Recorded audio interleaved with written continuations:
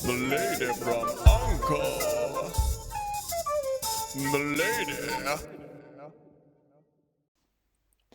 Hi, today I want to take a look at channel terminations due to copyright infringement at YouTube.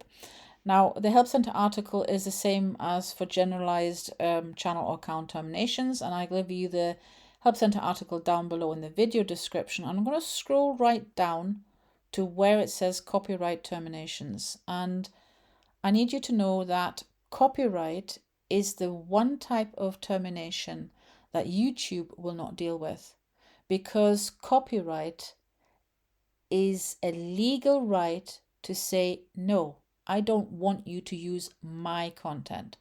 So if you use the content that belongs to somebody else, could be a piece of music, it could be a section of video, or it could even just be an image. If the creator and the copyright holder does not want you to use it, they have the legal right to make YouTube take it down if that's what they want, okay? But if you believe that they're incorrect in making that claim, perhaps the music isn't their music at all, it's your music and you own the copyright and they've made a mistake, then you are fine to file what's called a counter notification. Now, this process is also a legal process, so be aware that you can't just say, yes, it is my music, and it turns out it isn't, because you are then lying, and that is not a position that you want to be in when you're dealing with the law. The other option you have is you can also request a retraction from the copyright owner, or the claimant rather. But be advised that if you do that and they don't get back to you, it's the same as them saying no. So no answer is a no answer. Okay. And of course, they also have the legal right to just say, no, I'm sorry, it's not going to happen.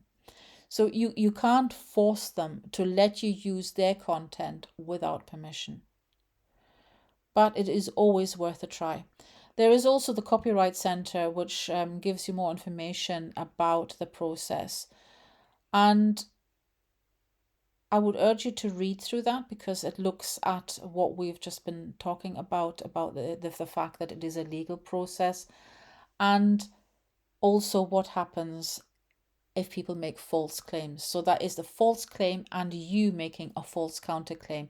Those are also equally not allowed at YouTube.